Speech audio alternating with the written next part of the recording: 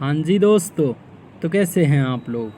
दोस्तों, इस वीडियो में हम सीखेंगे कि ओम का नियम क्या है और मात्र 3 से 4 मिनट के अंतर्गत आप ऐसे ट्रिक के बारे में जानेंगे। ऐसे ट्रिक की सहायता से ओम का नियम मैं आपको याद करवाऊंगा कि अगर कोई भी पूछता है कि बताओ ओम का नियम क्या है, तो विद इन सेकेंड आप उसको बहुत अच्छे तरीके से एक्सप्लेन करके बता सकते हैं। तो चलिए दोस्त, इस वीडियो में स्टार्ट करते हैं कि ओम का नियम आप किस तरीके से सीख सकते हैं। इससे पहले ये वीडियो स्टार्ट करें, आपसे बताना चाहेंगे कि ये ओम का नियम class 10th and class 12th दोनों के स्टूडेंट्स के लिए काफ़ी ज़्यादा इंपॉर्टेंट है।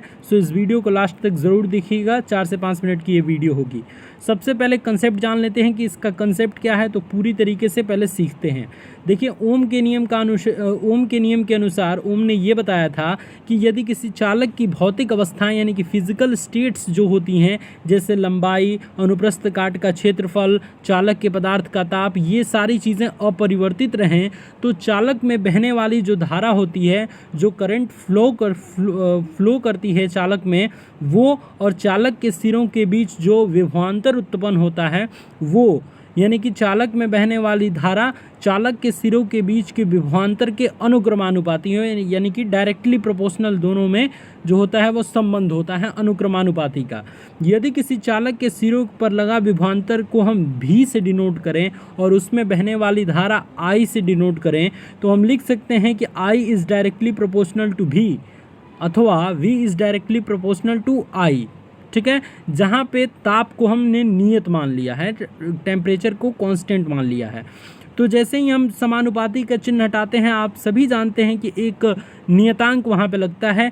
तो यहाँ पे हमने V is directly proportional to I की जगह पे अगर हम लोग डायरेक्टली प्रोपोर्शनल हटाएंगे तो R एक नियतांक लगेगा। अब R क्या है, तो R एक समानुपाती नियतांक है जिसे वैद्युत प्रतिरोध कहते हैं R को। ठीक है, और इसका मात्रक ओम होता है।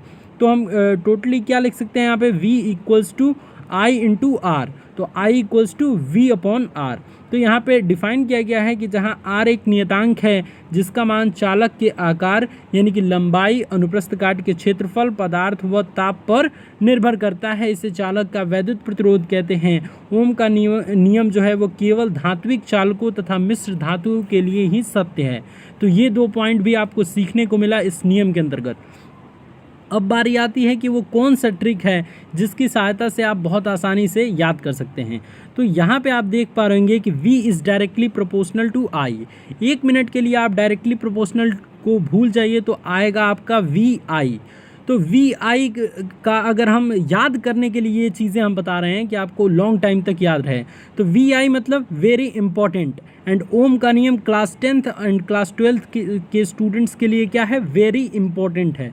ठीक है, तो जब भी कोई ओम का नियम पूछे तो आपके दिमाग में यही आना चाहिए कि ये तो इस क्लास के लिए या फिर हमारे लिए वेरी इंपॉर्टेंट है, VI है।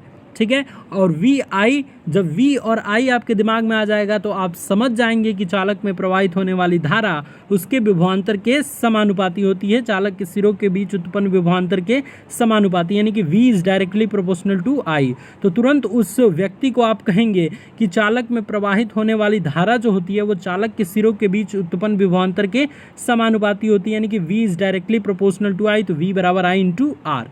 तो ये कहेंगे तो वो पूरी तरीके से सेटिस्फाई हो जाएगा।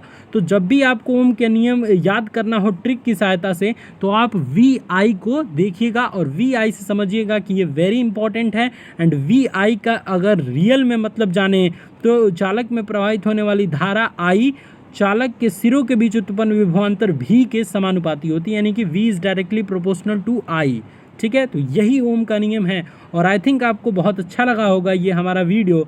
कैसा लगा आपको वीडियो, हमें कमेंट में ज़रूर बताइए। एंड यूपी बोर्ड एग्जामिनेशन से रिलेटेड और भी वीडियोस देखने के लिए आप हमारे चैनल को सब्सक्राइब कर सकते हैं, इस वीडियो को लाइक कर सकते हैं एंड अपने दोस्तों में इस वीडियो को ज़रूर शेयर कीजिएगा ताकि उन सभी को ये ट्रिक के बारे में पता लग पाए। और अधिकतर लोग यही पूछते हैं ओम का नियम।